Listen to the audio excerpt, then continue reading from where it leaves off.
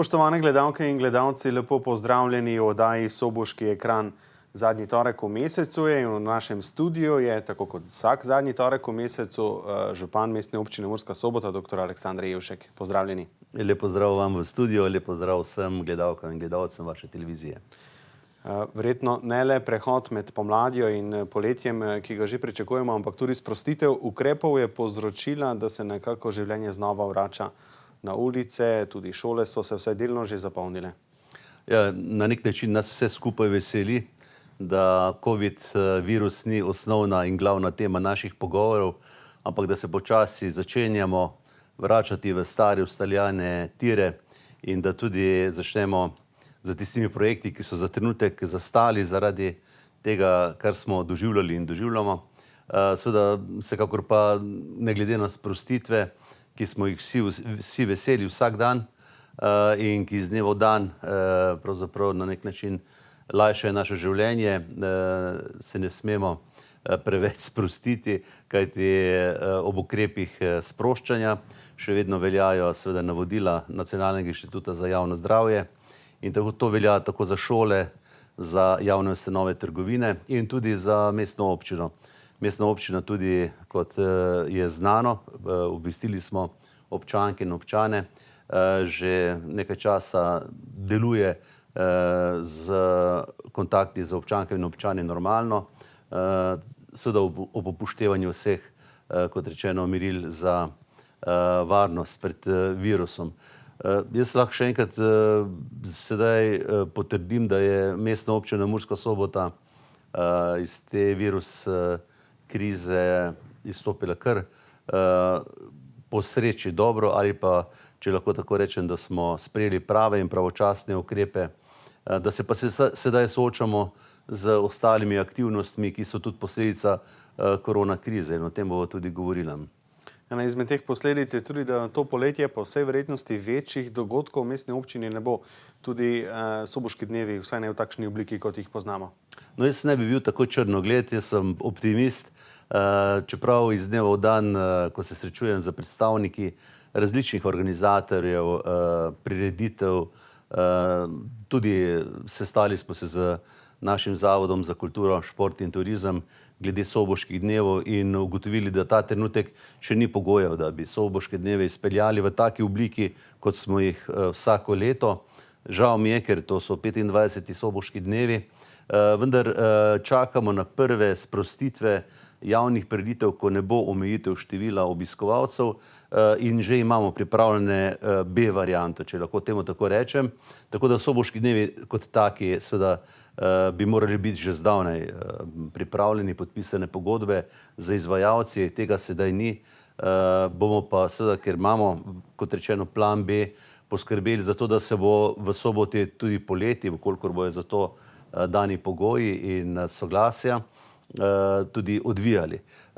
Tudi koncerti na prostem in pa tudi Soboško poletje, Skriti kotiček, potem Sočna vilica, vse je praktično pripravljeno, tako ko bodo, kot rečeni, pogoji za to. Kajti zdi se mi, da občanke in občani pogrešajo druženje, saj videti je tako, takrat, ko so sobote, nedelje, ko se vozi mimo Soboškega jezera, tam je množica ljudi, kar me veseli, ampak organizirane prireditve seveda pa sledijo. Enako velja tudi za nekatere prireditve mednarodnega obsega. Mi se pogovarjamo tudi z organizatorji teh prireditev in seveda nekateri čakajo z končnimi odločitvami vlade glede dovoljenja množičnega zbiranja oziroma se pogovarja z mednarodnimi zvezami o prestavljanju teh prireditev v naslednja leta. Kar nekaj ukrepov ste sprejeli na področju, predvsem na področju gospodarstva za omilitev posledic te epidemije, ki smo jo bili deležni. O nekaj teh ukrepih sva že govorila v prejšnjih oddajah. V kakšni fazi je razpis za spodbujanje gospodarstva, predvsem v ožjem mestnem središču? Glejte, mi sledimo temu, kar je na področju pomoči gospodarstva in podjetništva prinesel COVID-1 zakon, COVID-2 in sedaj COVID-3 zakon. Sledimo tudi zato, da ne podvajamo teh ukrepov oziroma da pomagamo tistim konkretnim firmam, ki so mogoče spregledane iz teh zakonov. In to je bil tudi eden od razlogov, da smo pohiteli z sprejetjem pravilnika, ki omogoča pomoč malemu gospodarstvu. Ta pravilnik je pogoj in osnova vseh razpisov, kajti mora biti usklajen z evropskim pravnim redom, upoštevanje načela de minimis in potem lahko gremo v te razpise. In ta razpis je namenjen podjetnikom na Slovenski ulici, je v zaključni fazi. Mislim, da se je prijavilo 21 zainteresiranih podjetij. Izdane so že odločbe o dodelitvi sredstev. Potrebno je počakati 8 dni, ko je pritožbeni rok, in potem se sredstva nakažejo tem podjetnikom. Mogoče sredstva v tej prvi fazi tega razpisa, ki je za nas tudi nekaj novega, niso taki, da bi sedaj nekdo zaradi tega obogatel, vendar potrebno je povedati, da so zneski taki, ki bodo omogočali, da ta podjetja lažje preživijo, da ta podjetja lažje tudi zaženejo ponovno svojo dejavnost, ker so bila že predhodno hendikepirana zaradi del na Slovenski ulici, kajti na gradbišče se, kljub temu, da smo občane sproti obveščali, da so trgovine odprte, ljudje niso podajali, to je treba odkrito povedati. No, in sedaj, ko gradbišče že počasi dobiva tudi drugačno podobo, ko je dostop do teh trgovin, lokalov lažji, se mi zdi, da bo tudi ta podjetja zaživela. Mi imamo sedaj torej osnovo za te razpise in skupaj z Gospodarsko zbornico, za Obrtno zbornico bomo v nadaljevanju pripravili tudi še podobne razpise. Je pa potrebno seveda povedati, da občina ni sedaj blagajna brez dna, da tudi mi se soočamo z finančnimi problemi, kajti v času COVID krize smo zalagali sredstva za prve zaščitne ukrepe, plačevali tudi razliko, ki je nastala pri plačilu recimo vrtcev, ker tega niso plačevali starši, ker so bili vrtci zaprti. Sedaj čakamo na refundacijo teh sredstev in je podobna zadeva tudi pri evropskih sredstvih, ki jih zalagamo za nekatere projekte, kot je tudi Slovenska ulica. Jaz razumem, da je na nivoju ministrstev zaradi priprave vseh ukrepov nekoliko zastal ta tok vračanja sredstev, ki jih občine zalagamo za evropske projekte, ampak sedaj imamo kar nekaj denarja, kot temu rečemo, zunaj in pričakujemo dotok tega denarja v občinsko blagajno, ko bomo tudi mi lažje zadihali. Ampak bomo, kot rečeno, pomagali in ta razpis je ena od oblik. Seveda smo se tudi dogovorili, da ne bomo zaračunavali najemnine za javne prostore in pa poslovne prostore, ki se v času krize niso uporabljali, torej v lasti občine, da se razumemo. Hkrati pa bomo za drugo polovico leta tudi nekoliko spremenili cene najema prostorov, najemnin za tiste podjetnike, ki so potegli najkrajšo v tej krizi. Kot smo govorili že v eni izmed prejšnjih oddaj, smo zamaknili plačilo nadomestila za uporabo stavbnega zemljišča.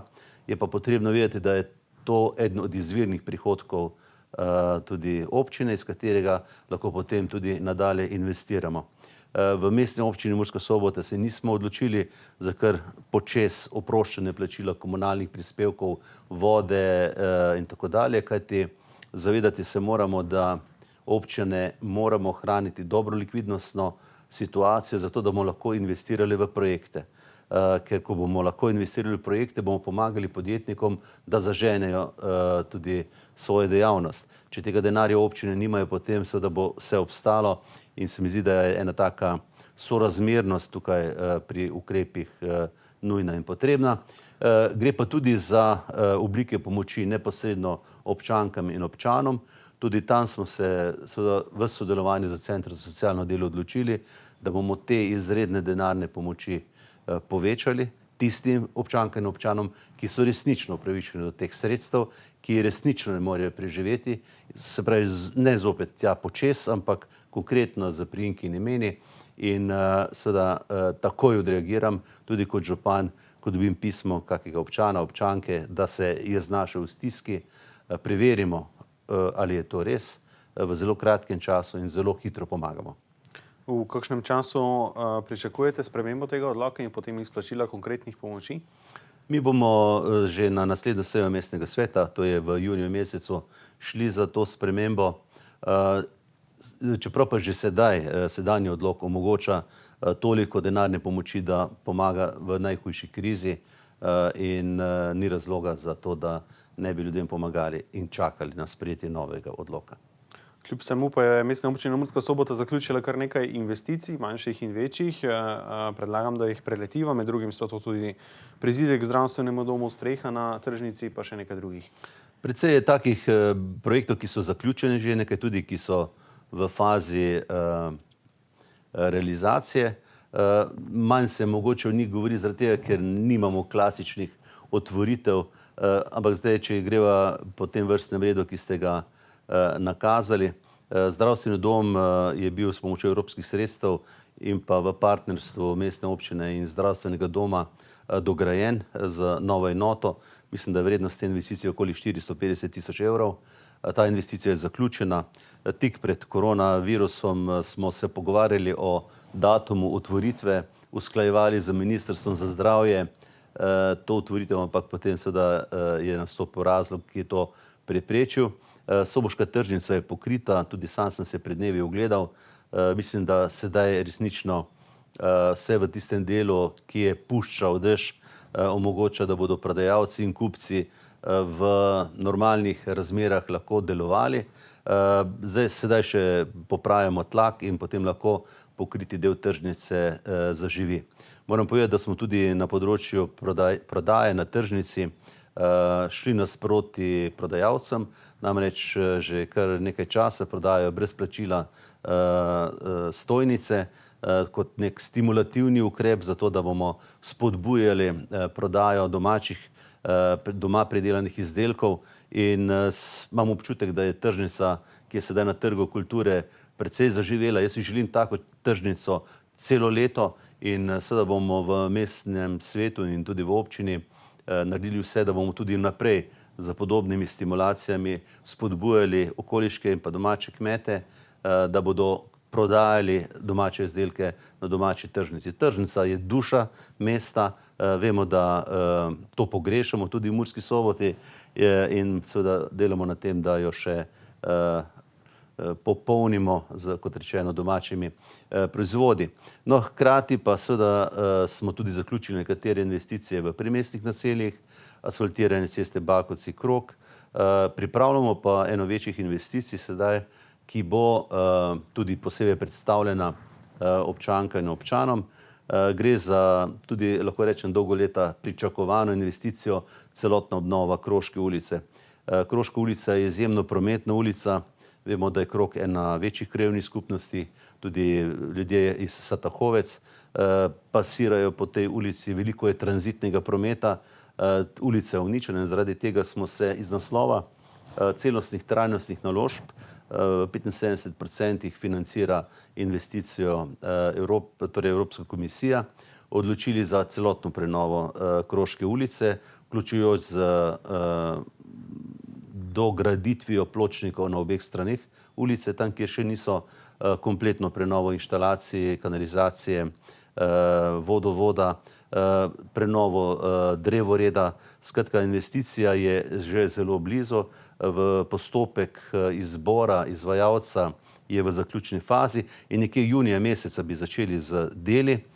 Z nekaterimi lastniki parcel smo še uskladili zadnje podrobnosti, tako da jaz mislim, da do konca leta 2020 bo Kroška ulica prenovljena v celoti, od Cankarjeve do semaforja na obvoznici. Hkrati pa seveda se pa precej spodbujajo tudi investicije v severno obrtni industrijski coni. Moram reči, da je Mestna občina Murska Sobota ena izmed prvih občin v Sloveniji, ki je po pozivu glede dogovora za razvoj regij začela črpati sredstva iz naslova opremljanja obrtnih con. Mi smo v petek podpisali pogodbo z domačim podjetjem Pongrad za nekje polovico opremljanja severno obrtne industrijske cone v drugi fazi. Sedaj pa ravno v petek smo od Ministrstva za gospodarstvo dobili sklep, da bomo deležni še sofinanciranja tudi severno-obrtne industrijske cone v tretji fazi. To je tam, kjer imamo še približno 14 hektarjev zemljišč, ki jih moramo razparcelirati in jih potem ponuditi v prodajo tudi bodočim investitorjem. Interes je velik, zaradi tega bomo tukaj pohiteli. Pri tej točki bi se postavil tudi na zelo pomembni temi, to je vzhodna obvoznica.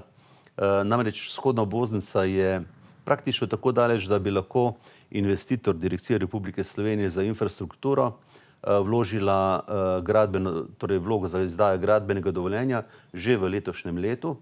Torej govorimo o obvoznici od Bakše do Čarde, ki bo bistveno pripomogla k izboljšanju prometnih tokov, tudi za goričke občine in priklop na avtocesto, za zmanjšanje gneče na Lendavski ulici in za lažji dostop in bolj večjo atraktivnost severno-obrtne industrijske cone, za zmanjševanje PM10 delcev v samem mestu. Skratka, veliko razlogov je za to.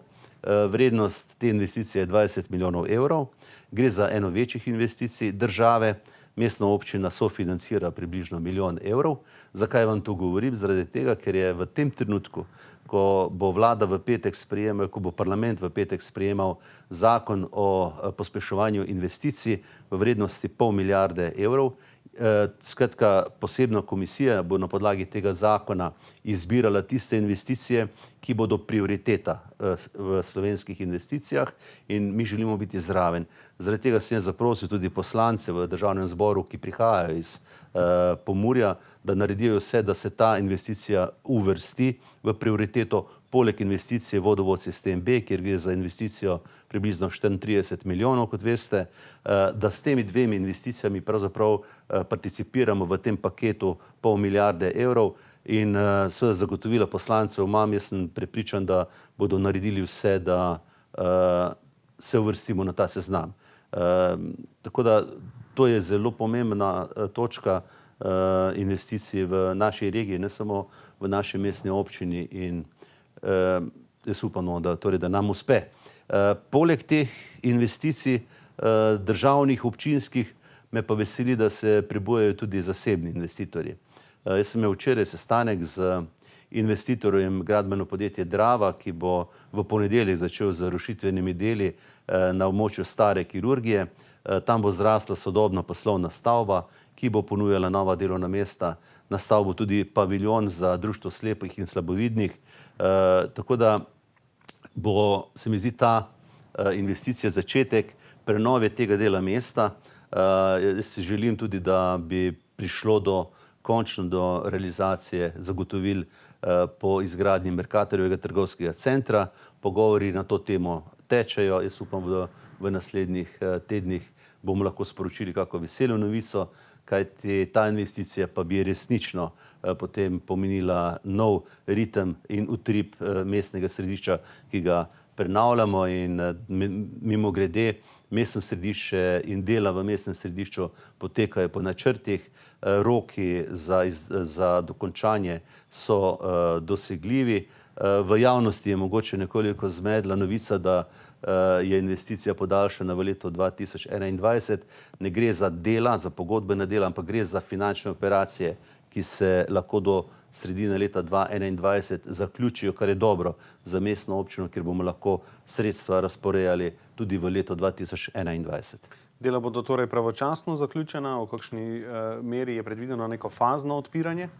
Ja, sedaj najprej odpiranje smeri dvosmernega prometa po Slovenski ulici v arhitekta Novaka ulice in obratno. Nadaljna faza pa je seveda odprtje enosmernega prometa Slovenska ulica, Zvezdna ulica. Kot rečeno, dela potekajo. Res je, očitki so tudi na zadnji seji mestnega sveta bili, da tlakovanje poteka prepočasi, ampak tlakovanje vedno poteka počasi z končnim rezultatom, ki je pa izjemno lep. Treba je potrpeti, roki so nekje do novembra meseca, kot rečeno, v nekaterih delih celo prehitevajo gradbeniki roke in sem prepričan, da bomo potem, ko bo v jesenskem delu čas za zasaditev dreves, vsi zadovoljni z lepim izgledom slovenske ulice. Pri vseh teh investicijah, ki ste jih omenili, predvsem recimo vzhodna obvoznica, pa tudi pomurski vodovod, ne gre zgolj za to, da bi regija pridobila neko infrastrukturo, ampak tudi za neko dodatno spodbudo gradbenemu sektorju, ki potem verjetno tudi druga področja lahko poveže oziroma poseben impuls za gospodarstvo. Seveda, poglejte, jaz sem zadnjič srečal gradbenika iz naše občine, ki mi je povedal odkrito: župan, super, dobil sem delo pri izgradnji novega poslovnega objekta na Gregorčiču, torej rušenju stare kirurgije. Super ste to naredili, hvala. Ima zaposlenih kar nekaj ljudi. No, pozabil sem še omeniti seveda tudi izgradnjo poslovno-stanovanjskega objekta na Kocljevi ulici. Tudi tukaj bodo dela v juniju mesecu stekla. Zadeva je pripravljena, gradbeno dovoljenje je izdano. Tako da bo Murska Sobota kar oživela, kar se tiče gradbišč, še bolj kot je. Pomembno je to zaradi tega, ker podizvajalci so domači podizvajalci, z domačimi zaposlenimi ljudmi, in če imajo ljudje potem delo, potem tudi poteka normalen krog potrošnje in vsega, kar je s tej zvezi povezano. Precej govora je bilo v zadnjih tednih v času te korona krize tudi o skrbi za ranljive družbene skupine. Tukaj se prav tako obetata dve lokaciji oziroma dve infrastrukturi. Zavetišče za brezdomce na Tomšičevi je vsaj navzven praktično že zaključeno. Zaključuje pa se tudi bivalna enota Ivanocijevo naselje. Tako je, bivalna enota v Ivanocijevem naselju je zaključena. Zdaj mislim, da bo v kratkem objavljen razpis za zasedbo 4 stanovanjskih enot v tej stanovanjski hiši. Je pa to na nek način en primer pozitivne prakse v Sloveniji. Tudi ko sem bil na sestanku pri direktorju stanovanjskega sklada, pri katerem smo se pogovarjali o vlaganju stanovanjskega sklada na območje naše regije in naše občine, so bili prijetno presenečeni, kajti to je model, ki ga bomo v prihodnje tudi še nadaljevali z našim stanovanjskim skladom mestne občine Murska Sobota, da bomo po relativno ugodni ceni kupovali starejše stanovanjske hiše, ki propadajo.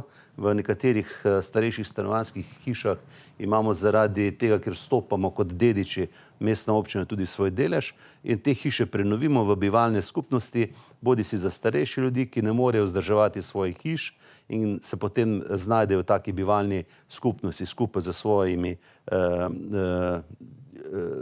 sovrstniki, če temu tako rečem, oziroma ljudje njihove generacije, ali pa bivalne skupnosti za mlade. In se mi zdi, da je to dober model tudi prenavljanja starejših hiš, ki propadajo in kazijo izgled samega mesta.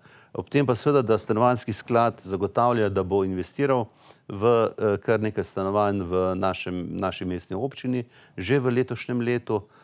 Pogovarjamo se pa tudi z nepremičninskim skladom za izgradnjo določene količine varovanih stanovanj, ampak o tem mogoče, ko bo priložnost drugič.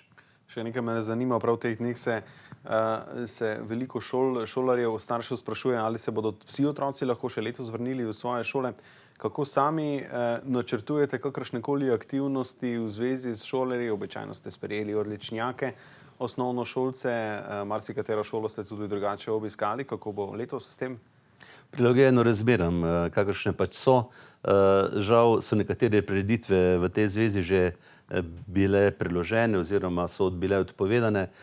Meni je žal vseh učencev, dijakov, ki niso mogli doživeti tega pravzaprav nekaj življenjskega dogodka, če temu tako rečemo.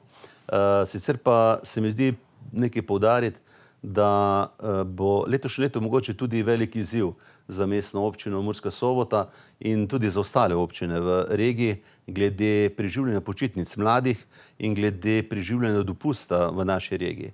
V mestni občini se pripravljamo na to, ker zavedamo se, da bo verjetno na lokaciji Soboška Kamešnica veliko več ljudi, kot je bilo lani, zato smo že v nabavi ustreznih senčnikov, pripravi tudi programov, kot je bilo že zapisano in objavljeno, stoji na obali nov beach bar, ki bo omogočil tudi drugačne sprostitve, predvsem mogoče mlajše generacije, kajti tam pa resnično nikogar ne motijo.